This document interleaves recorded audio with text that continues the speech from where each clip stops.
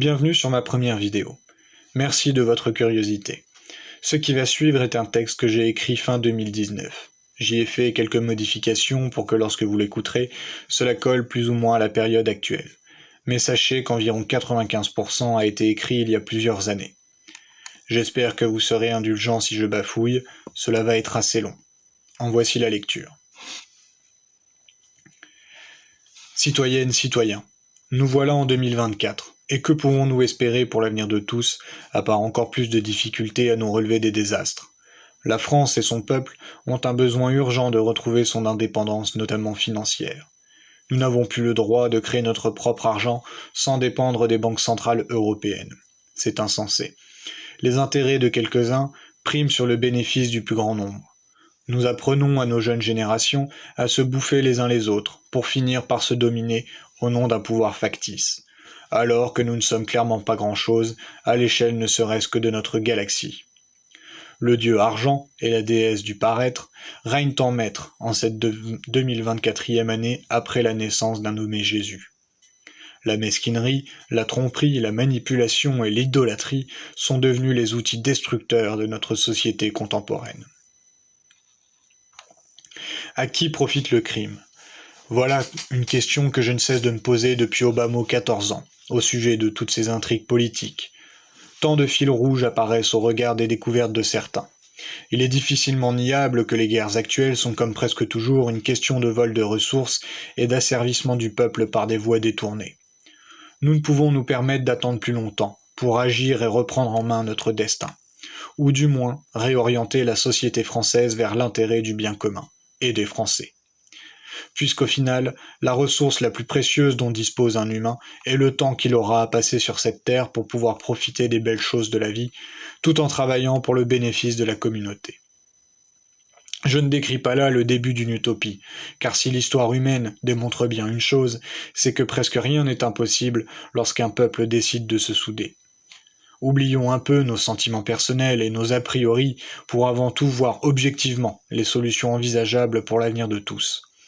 Je suis certain qu'à part quelques rares milliers de pourris jusqu'à l'os, personne ne souhaite un avenir dédié encore un peu plus à la course au profit et au mépris, voire à la haine de l'autre. Je pense pour ma part que comme pour tous les grands défis, les premiers pas seront les plus durs à l'image de la première fois où enfant nous faisions les nôtres. Pour commencer, voici des idées rapides à devoir être mises en place selon moi pour ramener le peuple français en direction d'un meilleur avenir. En premier lieu, le nerf de la guerre, l'argent. Ici, je m'appuie sur les travaux de Stéphane Laborde et les milliers de nos concitoyens qui utilisent déjà ce procédé, ainsi que les déclarations et investigations de Maxime Renaï, Guy de la Fortelle, Olivier Delamarche, etc. Pour le côté explication financière et comment tout ça se passe dans notre dos, ainsi qu'une bonne dose de bon sens et de logique. Comme l'histoire nous l'enseigne, la corruption réduit à néant toute bonne tentative de société. Le numérique nous permet de nous affranchir de cela, en créant très facilement à partir de rien de la valeur, et de mettre tout le monde sur une égalité. Il faut créer une nouvelle monnaie, ou en avoir au moins deux, intérieure et extérieure au pays. La monnaie libre, dite G1, semble très prometteuse et fonctionnelle. Je vous invite à vous renseigner sur ce modèle économique qui marche mathématiquement et qui serait bon d'appliquer avec des ajustements. Nous reviendrons un peu plus tard sur le changement de mentalité qu'il faudra adopter pour certains. Les gens superficiels qui adorent l'argent plus que tout principalement. L'argent doit redevenir un simple moyen de transaction et non plus un outil de domination sur autrui. Une fermeture des frontières solennelle mais drastiquement surveillée pendant au moins 10 ans, avec également une campagne d'information extérieure au pays pour diminuer le nombre qui pourrait tenter de venir dans les années qui arrivent, le temps de régler les problèmes en métropole et les îles. Expulsion ferme des clandestins actuels hors de France. L'idéal voudrait la création de corps expéditionnaires civils, bâtiments, ingénieurs agricoles, fluviaux, etc., ainsi que des militaires pour les pays africains receveurs de clandestins, pour les aider à bâtir des structures et à l'agriculture là-bas. Mobilisation de la jeunesse qui décroche scolairement, ou ceux qui le souhaitent, vers des formations dans le bâtiment et l'agriculture en situation, avec le moins de cours théoriques et énormément de pratiques, pour une insertion au bout d'1 an dans le circuit des grands chantiers nationaux qui seront lancés. Destruction des cités HLM sous forme de tours et autres logements insalubres pour un remplacement par des villages écologiques sur collines artificielles. De par l'autosuffisance en ressources de la terre au moins la moitié de l'année et de par leur construction avec des nouvelles techniques recyclables, un nouveau système de ville est envisageable. Multiples grands potagers aériens périphériques, transports communs proches et très fréquents, etc., etc. Pareil pour tous les logements jugés les moins salubres sur le territoire.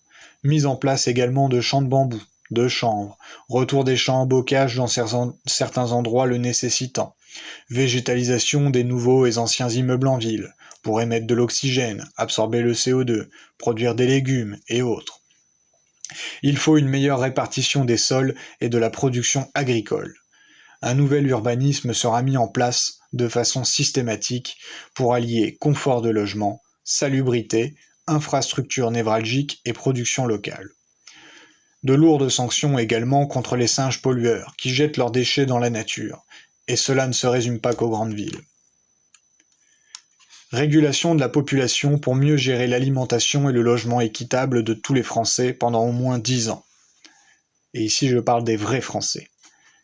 Toute famille voulant un 5e enfant, donc en avoir déjà 4, devra justifier sa volonté.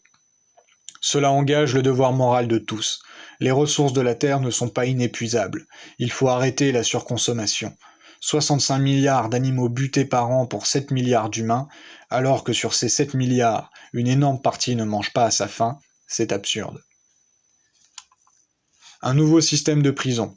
Fini de se la couler douce en cellules sur l'argent des impôts des honnêtes citoyens. Mobilisation forcée des prisonniers les plus aptes socialement, donc présentant le minimum de danger sur les grands chantiers nationaux. Il y aura un engagement massif de gardiens pénitentiaires de jour supplémentaires, ainsi que des réformes judiciaires autour de la pédocriminalité, des violeurs et des meurtriers de sang-froid, hors crime passionnel bien entendu. Je suggère un emprisonnement sans confort quelconque et le rétablissement de la peine de mort. Mobilisation des meilleurs hackers français afin de créer la Banque de France numérique, qui sera le socle de la nouvelle économie interne au territoire. Rapport à une monnaie libre et non de dette comme actuellement. Parallèlement, création d'un logiciel permettant un référendum hebdomadaire et sa sécurité, ainsi qu'une structure Internet française afin de ne plus être entièrement dépendant de nos cousins américains. Réforme éducative. Réorganisation du planning des connaissances sur plus de durée, avec comme différence majeure des demi-journées de cours uniquement, puis 2 heures de sport ou activité intellectuelle, puis activité personnelle en dehors de l'école ou sur place. Des classes moins nombreuses, beaucoup de nominations de titulaires, et campagne de recherche de nouvelles vocations pour soulager à terme le temps de travail. En parallèle, sensibilisation et instruction à de l'autodéfense pour les jeunes filles sur le programme de sport. Bien entendu, pour les sujets tels que l'éducation, de grands audits auront lieu pour que le corps enseignant et accompagnateur s'exprime et donne ses besoins. Réforme du temps de travail quotidien et maintien des anciens horaires pour ceux qui le souhaitent, pour donner l'opportunité à tous les adultes de travailler et en même temps de se cultiver l'esprit. En effet, il est triste de se rendre compte que le rythme de travail imposé par la société de consommation à outrance ne permet pas, ou très peu à la majorité des gens, de continuer de s'éduquer l'âme et l'esprit, tout au long de leur vie. Couplé à la flemme ou au désintéressement pour la culture, on obtient un prodigieux abaissement intellectuel. Et qui dit abaissement intellectuel dit moins de réflexion logique, moins d'ouverture d'esprit, moins de compréhension, moins de questionnement au sujet du monde qui nous entoure, et donc de recul sur tout ce qu'il s'y passe. Revalorisation des échanges commerciaux, augmentation du prix des ressources exportées, notamment les produits dits de la culture française, ou un arrangement possible, sur la base du donnant-donnant avec nos partenaires étrangers. Replacer EDF dans son monopole électrique notamment. Plus de fonds et de façon équitable dans la recherche fondamentale, de façon globale. ITER, la recherche des superneutralinos et d'autres projets ne font que pomper des quantités astronomiques d'argent public pour un résultat nul au bout de plus de 20 ans et une chance de succès final quasi nulle puisque mal conçue. Des nouveaux moyens de transport de marchandises nous tendent les bras, avec une dizaine d'années de recherche et développement. Cela nous permettra à terme d'utiliser uniquement le pétrole pour les voitures privées. Puis, lorsque les avancées en batteries électriques seront suffisantes, nous pourrons définitivement nous en passer dans ce domaine. Formation de projets militaires pour renforcer drastiquement la survivabilité des fantassins, afin de privilégier l'humain aux drones et de nous garantir un respect des autres nations et une suprématie opérationnelle, puisqu'il est toujours question de qui est le plus fort. Notre armée se dépérit, il nous faut lui redonner sa grandeur, par la vision de ce que sera la prochaine guerre et ses failles pour les exploiter. Réforme autour du radicalisme religieux musulman, juif ou chrétien, et toute autre religion ou mouvement sectaire. Expulsion du territoire par l'armée de toute personne prônant avec fanatisme ses propres valeurs religieuses, que celles-ci sont supérieures au Code civil, à la Déclaration des droits de l'homme et du citoyen, ou de la morale laïque. Ces gens seront renvoyés vers un pays de leur confession dans le meilleur des cas. Destitution de nationalité française possible. Aucune concession ne doit être faite sur ce sujet. Bien sûr, changement complet des politiques véreux et autres magouilleurs. Arrestation en masse des corrompus, en France et au siège de l'UE par nos forces armées sous le chef de traître à la nation, et détournement de fonds publics pour certains. Il faudrait créer un gouvernement transitoire populaire représentatif, soit centralisé mais en lien fort avec chaque région, ou local à chaque région.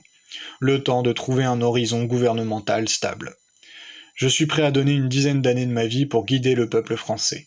Je me présenterai donc à la nouvelle forme de présidence. Je ne diviserai pas pour régner, je rassemblerai pour conduire. Mise en place de vote numérique hebdomadaire, étroitement surveillé contre la fraude pour tous les citoyens au-delà de 16 ans, sauf sur certains sujets à définir. Afin de passer sous référendum les propositions de renouveau de la République et de sa future organisation. Puis à l'échelle de la ville, village de chacun. Nouvelle forme de présidence et de gouvernement. Une nouvelle constitution sera établie, ainsi qu'une nouvelle déclaration des droits de l'humain et de la citoyenneté. Les drogues. Nouvelle réglementation au niveau de leur consommation. Proposer un suivi médical afin de plus sensibiliser la jeunesse et les consommateurs. Ouverture de points de vente afin d'enrayer le marché noir et la diffusion de produits de mauvaise qualité, encore plus dangereux pour la santé. Ouverture de fermes de culture afin de produire pour le territoire et d'exporter du cannabis de qualité grâce à un label France et un monopole. Emploi en masse, production, vente, transport, surveillance des sites. Des réformes autour de l'accessibilité à la justice, puisque nous ne sommes pas tous égaux, rien que par le prix que coûtent les procédures juridiques. De plus, il faut rendre à la justice et ses hauts représentants une autonomie complète contre les membres du gouvernement en place et futurs. La justice étant censée être l'outil ultime pour que nous soyons tous égaux en droits et devoirs, malheureusement, il n'y a rien de plus faux actuellement. Les exemples ne manquent pas. Réforme complète autour du parc automobile et de la façon de véhiculer en France, car comme certaines études l'ont démontré et le manque de fiabilité constant des constructeurs automobiles, je soutiens que beaucoup de cancers sont dus à la pollution des moteurs dans les villes, et que cela doit cesser. Les véhicules privés existeront toujours, mais seront maintenus aux extérieurs des grandes villes, puis un réseau de tramways et de bus desserviront l'intérieur. Limitation également de certains moteurs de voitures à 150 km/h. Il faudra aussi, enfin, nationaliser toutes nos autoroutes, en agençant des voies express. Il faudra également reprendre la prévention routière, avec des images chocs, de morts et d'accidentés, à même le bitume, vu que visiblement cela a du mal à rentrer et qu'il y a toujours énormément de collisions graves. Réouverture de maisons closes, afin de diminuer les risques de viol, ainsi que de reconnaître une légitimité aux prostituées. Un statut social et légal, une protection médicale et une protection physique sur leur lieu de travail, plutôt que d'être à la solde de trafiquants d'humains et des violences quotidiennes. Mesure qui permettra également d'enrayer le phénomène de misère sexuelle pour certains et qui se ruine sur Internet. De nos jours, des filles font une colossale somme d'argent sur le malheur et la détresse sentimentale. Bon, il y a aussi des pervers pleins de thunes, on va pas se mentir. Je n'ai rien contre les filles à la cuisse légère. En revanche, des prétentieuses, bien gaulées ou non, d'ailleurs se faisant du pognon, sur le dos de la frustration, c'est immoral. Et je doute qu'en tant que parent, vous apprécieriez savoir que votre fille montre sa chatte à tout le secteur et va de plus en plus loin dans le dégueu pour le pognon facile et son pouvoir. Il faut prendre en compte d'ailleurs que s'il n'y a plus de problème de thunes et de rivalité sociale, beaucoup de filles ne préféreront pas travailler dans ce milieu. Un équilibre se fera naturellement. Une nouvelle réglementation stricte pour faire pression et sécuriser le prix maximum d'un nombre de denrées nécessaires à la vie de chacun. Ainsi qu'imposer aux entreprises étrangères, et certaines françaises, de commencer à réellement payer leurs impôts, qui se foutent complètement du peuple français. Si elles veulent continuer de profiter du marché français, ces entreprises devront s'y soumettre. L'État français se doit de protéger son peuple, et non uniquement les portefeuilles des actionnaires. Bien entendu, la réindustrialisation de la France, dans les domaines névralgiques de notre souveraineté, armement, médical, énergie, routier et agricole. Voici donc, selon moi, les grandes lignes des grands bouleversements effectués pour un meilleur avenir et une vie décente pour tous. Qu'importe la couleur de peau ou l'origine sociale du français, seuls comptent les idéaux de la République et de ce que chacun en son âme et conscience est prêt à faire pour son pays et ses concitoyens. Bien sûr, je ne suis pas aveugle au fait que le continent africain nous envahisse depuis près de 30 ans, mais c'est un autre problème. Liberté, égalité, fraternité, entre Français. Chaque mot a son importance et un sens. Bien sûr, je ne fais qu'effleurer les solutions et ne rentre pas dans certains détails afin de me réserver des munitions en répartie si besoin et également d'autres idées non développées ici. Pour la suite, j'aimerais faire un bref rappel historique en nous situant à l'époque de Napoléon, c'est-à-dire quelques années après la date officielle du mardi 14 juillet 1789. Pour bien nous mettre en perspective, cela fait 85 631 jours jusqu'au mardi 26 décembre 2023. 85 631 jours. Je laisse le nombre résonner un petit peu en vous.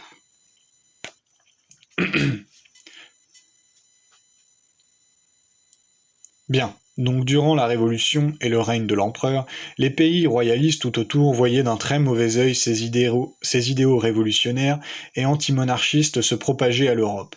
Couplés aux vieilles rancunes entre pays et conflits économiques, il n'en fallut pas plus pour entraîner des guerres. Ce qu'il faut retenir ici, c'est que des idées nouvelles au niveau de la hiérarchie du peuple et de son égalité en droits et devoirs ont été combattues farouchement, à l'image du renouveau de certains courants de pensée actuels, également combattus farouchement par le système en place. Il est important, je pense, de définir quelques mots, pour que vous compreniez bien ma façon de penser. Mais avant, je ne résiste pas à vous partager une petite citation qui en dit long, et qui déjà, alors que je n'avais que 11-12 ans, m'avait grandement choqué sur sa portée et ses implications. Citation. Il y a beaucoup de façons de parler de la télévision. Mais dans une perspective business, soyons réalistes. À la base, le métier de TF1, c'est d'aider Coca-Cola par exemple à vendre son produit. Or, pour qu'un message publicitaire soit perçu, il faut que le cerveau du téléspectateur soit disponible. Nos émissions ont pour vocation de le rendre disponible, c'est-à-dire de le divertir, de le détendre pour le préparer entre deux messages. Ce que nous vendons à Coca-Cola, c'est du temps de cerveau humain disponible. Formulé en 2004 par Patrick Lelay, alors président-directeur général du groupe TF1. Nous reviendrons peut-être plus tard sur la symbolique des noms de grade. Je suis sûr que la pertinence de cette phrase ne vous échappe pas, mais transposons-la de nos jours et donnons-lui un peu de contexte. En effet, il y a environ 10 ans, la télé a commencé à perdre de la vitesse niveau fréquentation suite aux pubs constantes qui coupaient jusqu'à 3-4 fois les films ou programmes du soir. Il y a eu d'ailleurs des protestations pour imposer aux chaînes du service public de stopper les pubs à partir d'une certaine heure. En parallèle, c'était la popularisation des ordis. De plus en plus de foyers y avaient accès, et le net représentait un Eldorado inconnu. Et cet Eldorado était presque vierge de toute publicité au début. Imaginez un peu. Puis, le temps passa. Une certaine tranche d'âge ne côtoya presque plus la télé. Et forcément, cela impliquait une baisse de revenus pour les annonceurs et tous les petits engrenages intermédiaires. Donc, ce fameux temps de cerveau, autrement dit nous, les consommateurs sur pattes, étions libres comme l'air, loin de ces gens qui n'ont aucune morale et qui veulent faire du fric sur le dos des autres de façon malsaine, en exploitant des failles du cerveau. Des techniques de manipulation psychique par des jeux de mots et autres, ainsi que des trucages visuels, notamment pour l'alimentaire. Surtout qu'ils s'estiment plus intelligents avec leurs techniques de manipulation, alors que c'est cramé à des kilomètres et pas mal de personnes ont vu leur petit manège dès l'adolescence. Ainsi donc, cette liberté, ou comme ils le nomment ce manque à gagner, c'était un cauchemar pour eux, que dis-je, un supplice. Alors les pubs ont envahi le net, et de façon plus virulente qu'à la télévision. Traquage des activités quotidiennes, invasion des cookies, géolocalisation, analyse et vente de ces données. Des informations de masse avec des faux comptes, jusqu'à en arriver à la situation actuelle. Le paroxysme étant sur YouTube et Twitter, où tout le malsain de la télévision s'est ramené. Cela va nous permettre de rebondir avec notre première définition, qui est en réalité une double définition, concernant influenceurs et influençables. En effet, maintenant je pense pouvoir dire sans trop m'avancer que la majorité des 10-45 ans utilisent YouTube. Nous ne pouvons que constater l'impact des publicités en masse. Bas niveau de contenu, mettons de côté les chaînes dites réellement instructives ou ludiques. Je parle du reste. Il y a également les faux-semblants, de la part des vidéastes et techniques de manipulation de base pour apitoyer, feindre un rapport réel avec vous, alors que la plupart s'en fichent. Le pognon, c'est plus important. Un arrivisme constant, par appât du gain, le métier youtubeur-streamer étant limite le métier de rêve des moins de 15 ans. Quel modèle, quelle image est cela?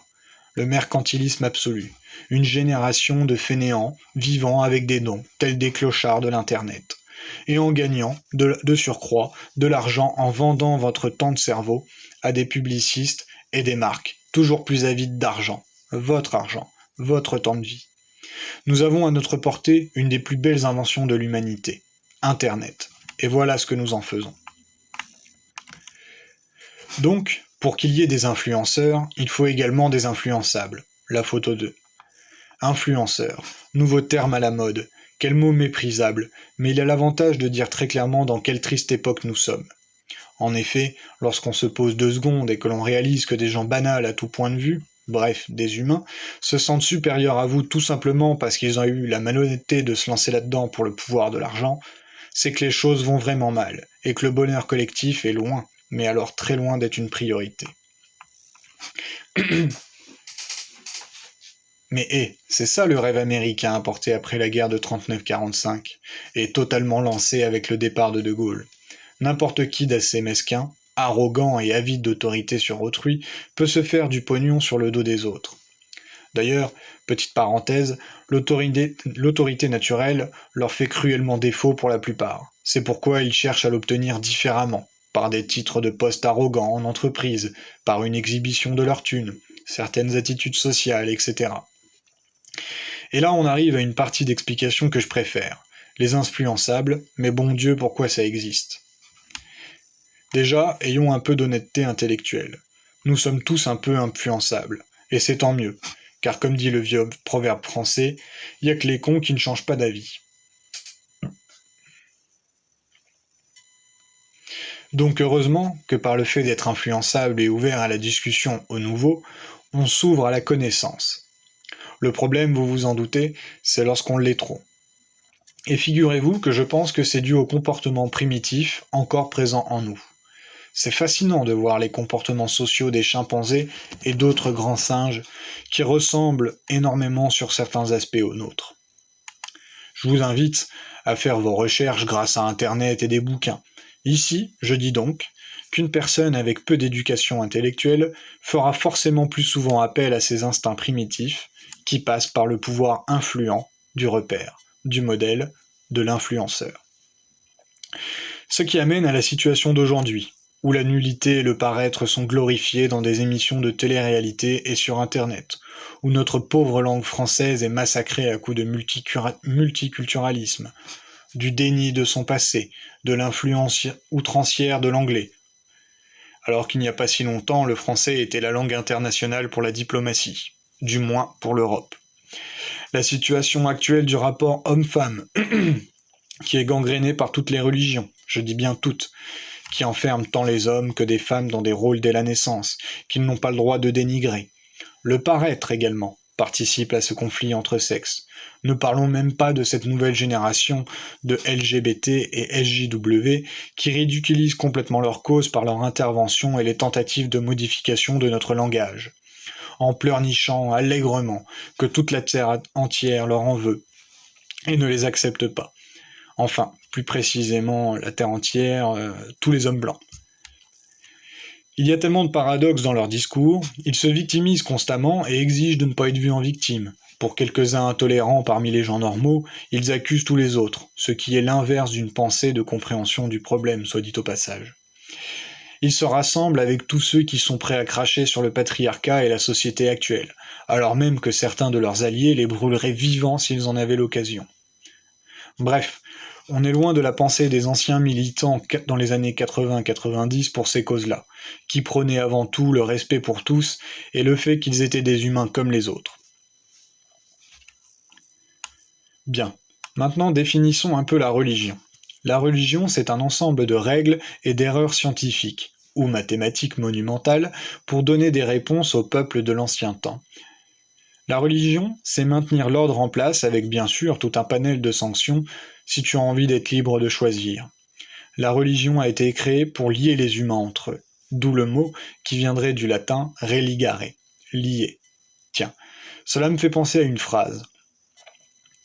Un anneau pour les gouverner tous, un anneau pour les trouver, un anneau pour les amener tous et dans les ténèbres les lier. La religion, c'est l'interdiction de penser par soi. C'est suivre aveuglément une route sans savoir pourquoi on la suit. Tandis que la spiritualité, c'est arpenter le chemin. C'est croire à quelque chose de plus grand que nous, simples humains périssables. C'est croire à quelque chose de mieux. La spiritualité, c'est prendre conscience que nous sommes tous égaux, puisque nous sommes un assemblage complexe de petites molécules qui retourneront toutes se disperser sur l'immensité de notre planète et participer de nouveau au cycle du monde vivant. La spiritualité ne promet rien, mais offre l'ouverture sur tout. Abat les dogmes religieux et vive la liberté d'esprit et les faits scientifiques. Abat la croyance et vive les questionnements de l'univers. Abat l'ignorance et vive la remise en question. Définissons un petit peu la norme. J'en entends déjà râler puisque plus tôt j'ai utilisé le mot normal, et fâchez-vous comme vous voulez, je m'en fous. La norme, c'est l'état habituel des choses. La norme, le normal, est représenté par la majorité des cas. Donc, dans notre société, qui est à majorité hétérosexuelle, eh bien, il n'y a rien d'offusquant à le dire, puisque c'est un fait, un paramètre de notre organisation sociale. Alors, ne pas être d'accord avec cela, c'est se voiler la face, comme pour tous les cas où une moyenne des choses peuvent être faites, et que l'on refuse de l'admettre, que ce soit sur les agressions, sur les accidents de la route, ou n'importe quel autre sujet. Un fait reste un fait, et seuls les faits comptent. Il est donc normal qu'il y ait une norme, une moyenne.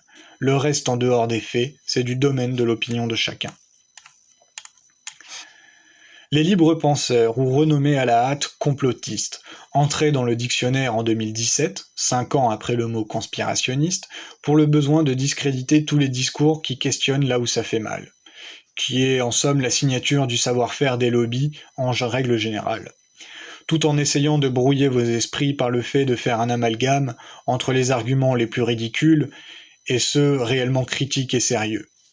Bien sûr, tout en déversant encore et encore des infos fausses ou pas entièrement vraies, en relayant des choses continuellement pas forcément très intéressantes pour détourner votre attention.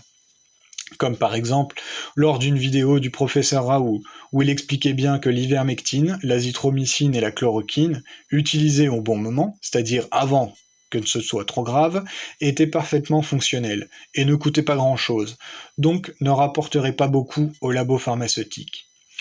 Plusieurs études montrent que le confinement et autres privations de liberté ne servent quasiment à rien et n'ont servi à rien. Ils rappellent les conflits d'intérêts, donc la corruption. Karine Lacombe, Martin Blachier, et bien d'autres. Il y a également des détails intéressants, comme ce médicament à près de 2000 € la dose du laboratoire Lilly, alors que la famille Cazeneuve et leurs comparses viennent de détourner 170 millions d'euros pour un truc qui ne fonctionne pas. exactement comme le remdesivir. L'UE, l'État et les lobbies nous ont forcés à en acheter pour une somme astronomique, 1 milliard, alors que des études prouvaient déjà l'inefficacité de ce produit sur les SRAS, et qui de plus, par le fait qu'il soit hautement mutagène, a causé en partie les variants, puisque certains toubibs en ont prescrit. Et bien sûr, la plupart des médias, qui appartiennent aux sponsors de Macron, ont plutôt préféré écrire sur le fait que le professeur, en fin de vidéo, parlait de la chicha, et que c'est loin d'être hygiénique. En même temps, faut pas être un génie pour savoir que baver sur un bout de plastique et le faire tourner à d'autres, y a pas mieux pour se refiler une saloperie. Et donc, certains médias ont titré « Le professeur Raoult détruit la chicha ». Ça se passe de commentaires. Ça me rappelle un truc. Lorsque j'écoutais une interview, il n'y a pas si longtemps, une petite phrase m'a bien fait rire.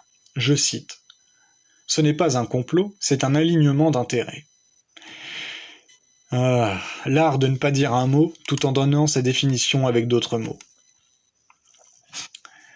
Personnellement, j'ai grandi avec le rêve du black blanc beurre. J'y ai cru et j'y crois encore un tout petit peu. On remarquera que la communauté franco-asiatique n'a même pas été mentionnée dans ce slogan. J'aimerais parler quelques instants au nom de certains Arabes de France, qu'ils soient croyants ou non, qui, tous les matins, se lèvent et vont à leur boulot, pour certains ingrats comme tout le monde. Ils ne font pas de vagues et se comportent en d'honnêtes citoyens, sans emmerder les autres. Il ne faut pas les oublier, ceux-là, et mettre tout le monde dans le même panier avec les extrémistes religieux et ceux de la jeune génération irrespectueuse de quoi que ce soit, mais qui sont bien contents d'avoir le confort français. Là où je veux en venir, c'est que l'extrémisme religieux de quelque sorte doit être sévèrement combattu. L'histoire de l'Europe regorge de guerres de religion pendant des siècles, bien avant qu'il faille gérer en plus l'islam sur le sol français depuis 50 ans. Donc, je ne prends parti pour personne, mais je vise le bien-être commun. Ce qui est le but de la laïcité, à vrai dire. Et pour cela, il faut regarder les choses objectivement, et les faits sont là. Donc oui, beaucoup de jeunes de cité, et pas que, s'en fichent complètement de s'éduquer à l'école et d'avoir la curiosité de la connaissance. Non, ils préfèrent plutôt glander en bande et faire leur bail. Quelle expression misérable sans aucune classe, franchement. Mais bon, ce n'est que mon avis. Une partie de ces jeunes va toujours de plus en plus loin dans la violence, l'intimidation à coups de menaces de revenir à 15 ou de venir vous refroidir directement, comme le démontre le malheur des familles des victimes des événements tragiques du début d'année 2021. Surtout qu'une bonne partie se cache derrière leur religion ou origine pour traiter l'autre de raciste dès qu'on a le malheur d'être opposé à eux de quelque façon que ce soit. Franchement, pensons un peu à ces flics qui nous défendent et qui se font jeter des trucs sur la tronche dès qu'ils foutent un pied dans ces endroits. À aucun moment dans l'esprit de quelqu'un de logique ceci est tolérable. La nature humaine fait qu'ils se pensent indépendants dans leur royaume pour cracher allègrement sur la France de façon générale tout en profitant de ce que notre pays a à leur offrir. Le cerveau complètement ravagé par la glorification de la violence, du trafic de drogue et des michetonneuses dans certains clips de rap ou sur les réseaux sociaux, sans même parler de l'islam. On en revient à un influenceur influençable. Je regrette vraiment le temps du rap, de la Funky Family, Sniper, IAM, Don Choa, qui savaient parler et transmettre un vrai message avec style. Il est grand temps de mettre des moyens pour que cela cesse. Sur le sol français, le code civil et le code pénal sont au-dessus de toute religion et de sauvages sans morale. Il faudra que ces personnes l'acceptent. La paix pour tous prévaut sur ces minables et leurs magouilles. Et s'ils ne souhaitent pas saisir la nouvelle chance qui leur sera offerte pour participer au futur de notre pays, il faudra trouver des solutions, telles que l'expulsion du territoire ou des travaux forcés dans l'urbanisme et d'autres choses. Parlons un peu aussi de cette hypocrisie ambiante, qui d'ailleurs, petite parenthèse actuelle, ressort énormément, autant bien que chez les musulmans et chez les juifs, ils ne se marient en général qu'entre eux, membres de leur même religion, bien cloisonnés entre eux. Et si des blancs européens laïcs osent dire qu'ils préfèrent se marier entre blancs européens laïcs, ils seront appelés racistes et antisémites. Notez d'ailleurs que le juif se sent tellement à part qu'il a demandé à ce qu'il y ait un mot définissant une forme de racisme rien que pour lui. La lutte contre le racisme est devenue un fascisme anti-blanc dans notre propre pays. On peut remercier nos cousins dégénérés des États-Unis qui ont amené leurs problèmes sociaux chez nous. L'unité nationale. Voilà quel est l'objectif que nous devons espérer atteindre. Je ne parle pas d'être d'accord sur tout avec tout le monde, mais bien de comprendre que nous ne faisons qu'un, une seule nation, composée de plusieurs peuples. Perso, je suis né français, mais issu de la migration polonaise de travailleurs en 1946, français par l'arrière-grand-père et polonais par l'arrière-grand-mère. Nous sommes des centaines de milliers, voire des millions en élargissant la culture et l'origine, dans ce cas-là, à être les descendants de personnes valeureuses pour la plupart, voulant nous intégrer à la France. Nous sommes également beaucoup à avoir le respect de nos ancêtres et des valeurs françaises laïques. Ce n'est plus une question de parti politique ou de religion, c'est une question de renverser l'ordre établi, des immensément riches, qui corrompent certains d'entre nous pour mieux museler les autres. Ne vous trompez pas, les bourgeois, le clergé et le tiers-état existent toujours, sauf que de nos jours ils ont d'autres noms. Il faut bien réaliser que seuls les ennemis du peuple seront gagnants si nous nous entretuons dans une guerre civile. Et je parie qu'ils seraient capables de regarder les flash infos sur nos conflits armés en bouffant du pop-corn derrière leurs écrans 8000K. Qui sont les ennemis du peuple, me direz-vous ? Eh bien, je dirais le gouvernement des États-Unis et leurs agences d'espionnage qui, depuis des décennies, nous font du tort. Les extras super riches, une partie des bourgeois qui sont mesquins et insensibles, le cerveau ravagé par le pouvoir sur les autres grâce à l'argent, ainsi que la religion radicale qui adorerait voir la France brûler pour la conquérir et la rebâtir. J'estime d'ailleurs qu'une partie du peuple français est pris en otage depuis des décennies dans le conflit entre musulmans prônant un islam politique et juifs radicaux sionistes. Pour beaucoup de raisons et qui vraisemblablement ne sont pas prêts à entrer dans une nouvelle ère de pensée. Petite note, cette partie date de bien avant l'attaque du 7 octobre. Alors qu'en France, la religion ne devrait avoir aucun poids, il est bien facile de cracher sur les chrétiens et tout à la fois d'offrir des temps de parole publics constants aux deux autres. Sauf que voyez-vous, nous les athées, on s'en fout de vos problèmes de Dieu qui est totalement factice. Et faut pas oublier que sur les presque 70 millions de personnes en France, nous sommes les plus nombreux, nous, les athées.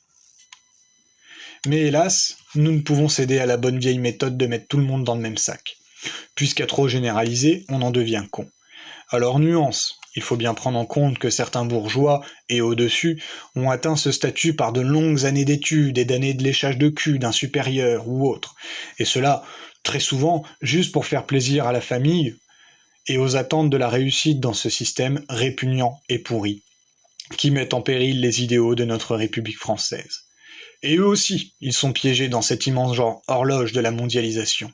Tout comme les croyants, il n'y a pas que des fanatiques assoiffés de sang. Beaucoup se tournent vers le pacifisme, et donc restent passifs, ne font rien, et se taisent sur les abus de leurs membres.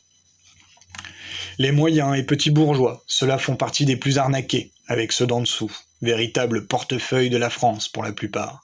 Et malheureusement, certains sont bien conscients de tous ces problèmes, et se renferment dans l'argument « Bordel, je paye pour tout le monde, font chier ces fainéants ». Ils ont pas tort sur le fait qu'ils raquent à mort toute l'année, partout et tout le temps. Et quand les impôts tombent, aïe aïe aïe. Mais d'ailleurs, soit dit en passant, notre déficit budgétaire est tellement grand que cela fait bien longtemps que les taxes et impôts sur les gens ne servent qu'à entretenir l'illusion que vous avez un poids dans la gestion du pays. Je n'ai pas envie de continuer avec les pauvres et en dessous, tant leur situation m'enrage, au point de briser le clavier sur lequel j'écris. Vous comprenez bien là où je veux en venir. Presque tous, à tous les étages de cette pyramide sociale de merde, on se fait posséder. Quelques milliers de privilégiés absolus contre des millions d'arnaqués. Certains ont même eu le mauvais goût de faire citer un texte de Jean Jaurès, qui fut assassiné quelques mois avant l'assassinat du duc Ferdinand d'Autriche, et qui mena à la Première Guerre mondiale. Bizarrement, Jean Jaurès se battait pour les droits du peuple, et disait déjà à l'époque que des personnes très fortunées avaient bien trop d'influence sur le gouvernement français. Rien de plus vrai qu'actuellement. La conférence Bilderberg n'est pas un mythe, il me semble. Ceux qui ont payé la campagne présidentielle de Macron ne sont pas inconnus. Ses fervents soutiens non plus. De plus, il y a des tonnes d'extraits disponibles sur le net où l'on entend parler Jacques Attali, entre autres, de cet ordre mondial qu'il met en place depuis des décennies, au mépris de la vie humaine et à la gloire d'un veau d'or. Alors je pourrais dépeindre encore et encore tous les problèmes de notre société avec des explications par des contextes psychologiques, philosophiques et surtout factuels, mais cela rendrait le propos général perdu dans une masse d'informations. J'invite donc tous ceux qui verront cette vidéo à se renseigner sur tout ce qui se passe dans notre dos, bien que je pense que vous devez déjà être au courant de pas mal de choses. Toutefois, voici quelques chaînes que j'estime très intéressantes pour bon nombre de raisons. Thinkerview, JSPC, Juste Milieu, Arte, les interventions de Juan Branco, de Maxime Renaï, et de son colossal travail pour trouver où va une partie du fric public, Marc Échinger, Science for All, qui, à l'époque où j'écrivais ceci, alarmait sur les soucis ethniques des IA chez Google, Amis des lobbies, Docteur à l'Ouest, 7 jours sur Terre, et bien d'autres. Je donnerai peut-être une liste par la suite bien plus longue. Prenez le temps, s'il vous plaît, de vous instruire, parce que les gens au pouvoir ont tout intérêt que vous n'ayez pas le temps ou pas l'envie de chercher les informations qui vous permettraient de vous approcher de la vérité. Cette vidéo a pour but de rassembler. Je cherche à rentrer en contact avec des gens de poids et des mécènes pour créer quelque chose, préparer l'avenir, et surtout de simples citoyens pour diffuser ces idées. Discuter des réformes à entreprendre pour ensuite les voter en référendum. Il nous faut une politique humaine, basée sur le bien commun des Français, et en finir une fois pour toutes avec les inégalités dues à l'argent. Nous sommes à un tournant historique. Soit nous continuons de baisser la tête et de survivre, soit nous nous opposons à tout ce merdier. La vérité est simple. Soit nous attendons que chacun d'entre nous soit submergé par plein de problèmes et isolé dans son coin, soit nous nous unissons, sous une seule bannière, nous les libres penseurs patriotes, en ralliant de plus en plus de personnes qui souhaitent changer la face de la France et la vie de son peuple. Peu importe nos différences, concentrons-nous sur nos points communs. Un jour, j'ai entendu dans un film une phrase qui me colle à la peau parfaitement. Pardon si vous la trouvez vulgaire. Je suis sorti du vagin de ma mère et j'ai commencé à ramper en terrain hostile. Ma vie jusqu'à maintenant n'a pas été simple du tout. Je suis passé par beaucoup de combats personnels, comme beaucoup d'entre vous, j'en suis sûr. Mais malheureusement, le plus grand combat que nous ayons à mener nous attend. Et plus nous retardons l'échéance, plus il sera difficile. Finissons un peu avec des nombres ou des chiffres à la volée. 6 milliards de faux comptes gérés par des IA, des robots, sur la seule plateforme Facebook en 2019. 6 milliards. 1 143 300 milliards de dollars en 2017. Le chiffre est tellement absurde. Le nombre, pardon, est tellement absurde.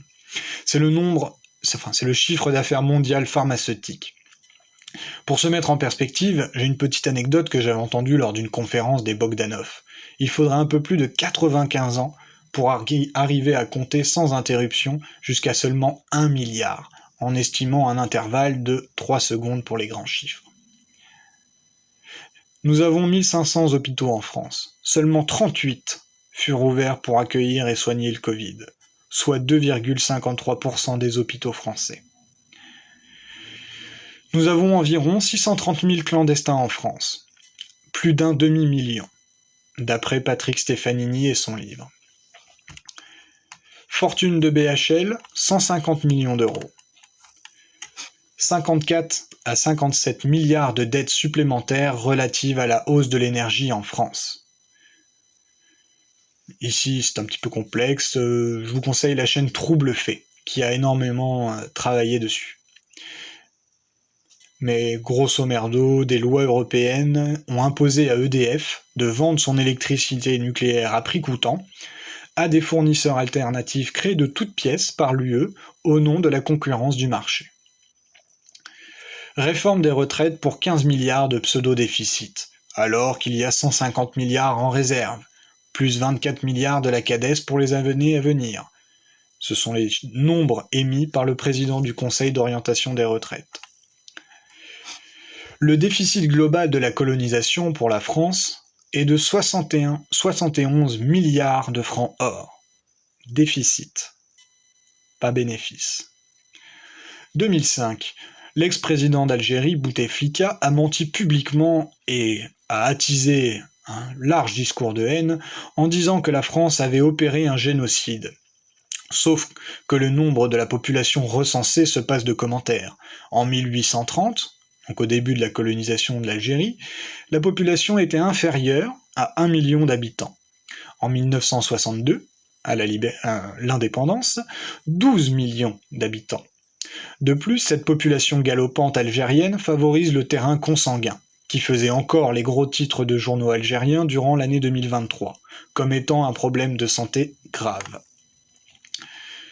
Depuis le rachat de SFR par Patrick Drahi en 2014, il a viré 7000 employés et délocalisé au Maroc. Sur 6 ans, il a envoyé 5,8 milliards au Luxembourg, hors des comptes de l'entreprise. Il possède RMC, BFM, SFR. Libération est pas mal sous sa coupe. Le canton de Genève lui demande 7,5 milliards d'arriérés d'impôts suite à une arnaque qu'il a faite en faisant semblant de quitter sa femme. Chaque mois, France Télévisions, donc nos impôts, lui verse plusieurs dizaines de millions d'euros de loyer car leurs locaux lui appartiennent, ainsi que ses propres locaux, BFM et autres. Rappelez-vous, lors du premier confinement, ces journalistes de chez BFM qui se sont fait un petit resto tranquille parce que le resto appartenait également à Drahi. Et ces derniers temps, ils trafiquent pas mal sur le marché de l'art, qui d'ailleurs est la nouvelle bulle spéculative du moment. Je m'arrête ici, et je termine en disant ceci. Soit vous continuez de croire les politiques actuelles, qui redécouvrent l'eau chaude tous les 2 jours, soit vous me faites confiance, ainsi qu'à ceux que vous en estimerez dignes pour représenter le peuple français. Merci de m'avoir écouté. Cette vidéo était monétisée, donc si vous pouviez la partager en grand nombre, cela aiderait grandement sa diffusion. Et merci encore, et vive le peuple français.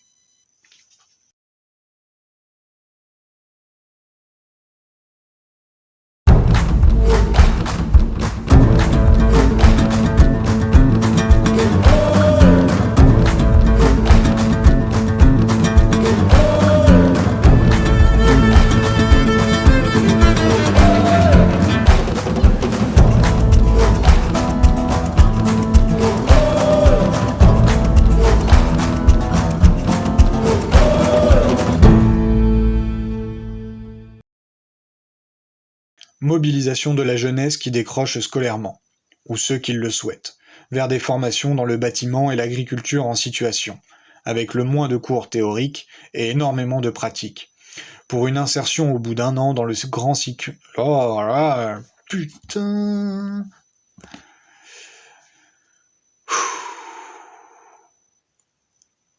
Ça va m'énerver.